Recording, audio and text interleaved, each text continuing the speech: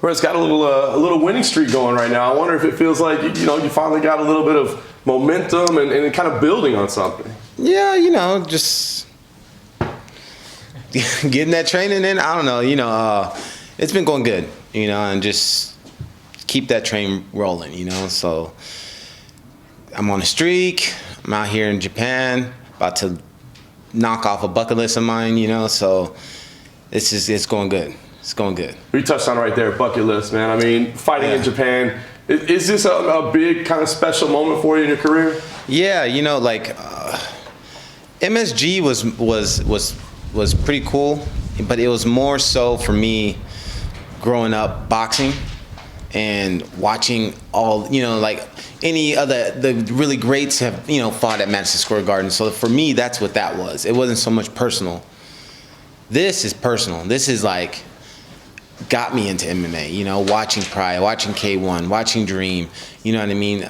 These are the things that I watched, the kind of, the guys that for the forefront guys, sure. You know what I mean, that kind of put MMA on the stage. So this is where I watched it, the Saitama Arena. I'm pretty sure, don't get me wrong, I would still love to come to Japan if it was somewhere else, but I couldn't miss the Saitama Arena. Like, that was like, if I had the chance, and I told Scott, like, dude, I was harassing Scott. Just letting you know, I'm good. He's like, well, let's just get through this fight. I was like, all right. Right after Korchkov fight, I drove from Temecula. Once when I checked out, me and my fiance went from Temecula to Vegas to a wedding. Right, the wedding was a day after the fight. The day. I fought Friday. The wedding was Sunday. So I drove out there. On the way driving out there, I was texting Scott, hey, I'm good. Just let you know, my body's good. I'm about to be in camp on Monday. So I was harassing Scott about this fight. I couldn't miss this fight. That's funny. How's that going to translate on the fight itself? I mean, is that going to add some excitement to you, or will there maybe even be like nerves that you're not used to or haven't experienced in a long time? No, lucky for me, my coach has kind of been game planning with me about how the experience is already. Luckily he's had experience out here, and he's had fighters fight out here. And the main thing is, if anybody doesn't know, I'm gonna tell you, it's really quiet. And that's what he was like, you just gotta get, it's crazy. You're gonna kind of feel like you're in this. His last fighter that fought here, he said he just kind of felt like sparring. He was able to hear the coach so much that it was kind of like we were sparring at the gym. So I'm looking forward to that, So if I could really hear, I already hear him, but sometimes, I might back away from my guy and kind of be like, okay. But hearing my coach's voice, being quiet, you know what I mean? Oh, there's no nerves. Yeah, of course. What do you think about the matchup itself? I mean, you're facing a vet, right? I mean, yeah. What do you think about Nakamura? That he's a vet, man. I didn't know. I just found out when I was doing interviews that I guess we're in the other promotion. Not giving you no plugs. Nah, we were in the other promotion at the same time, but his name never got brung up. But I watched a couple of his fights. My team has mostly studied him, and he's a tough guy. You know what I mean? It's just there's nothing that's super special that jumps out. But as far as durability and everything else, he's got it. Yeah. Sounds like the moment, the fight is special. But talk about your career as a whole. I mean, the activity level, has that been a problem for you? Are you comfortable with it? And where are you hoping this kind of moves you forward?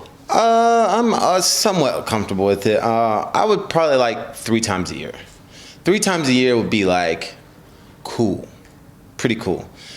I can't fight 4 times a year because I live in California and taxes rate me. So 3 times is manageable. 3 times would be perfect. So I would like to be really active next year. I always say that every year, and it ends up being 2 fights. So let's hope for this year to be something special. So knowing what a special night this is for you, I mean, give me the idea. What's the ideal scenario? I mean, would you like to go out there and be involved in some kind of epic back and forth brawl that brings the crowd to their feet and they're going nuts, or would you like to go out there and throw one punch and knock them out and call it a day? And not one punch. 13? I'll get something. You know, I wouldn't want it to end really quick, but if it does, I'm not gonna be disappointed. I'm not even gonna fake and be like, oh, I wish it would have ended, you know, later. No, if it ends early, then cool. It's just more time for us to have fun out in Japan.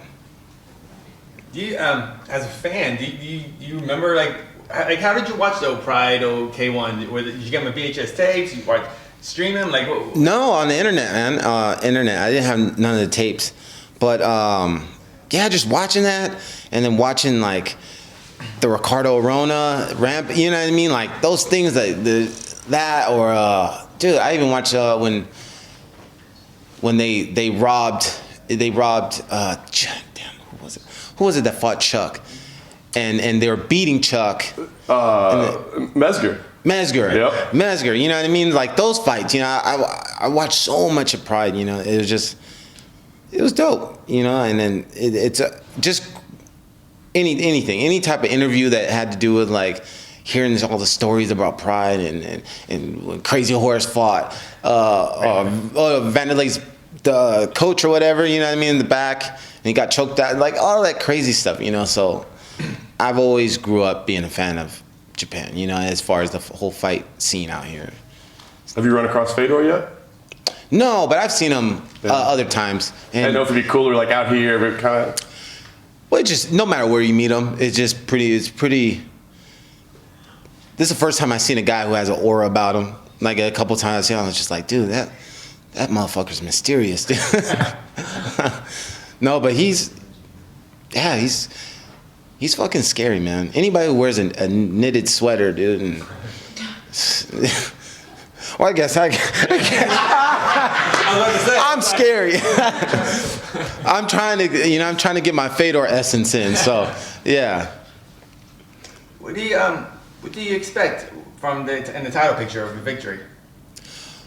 Yeah, you know, everything goes good. Scott was already saying that, you know, I was the #1 contender and that I'm in line for the title shot, you know, but get past this fight. But that's the plan, you know, get that title fight rematch.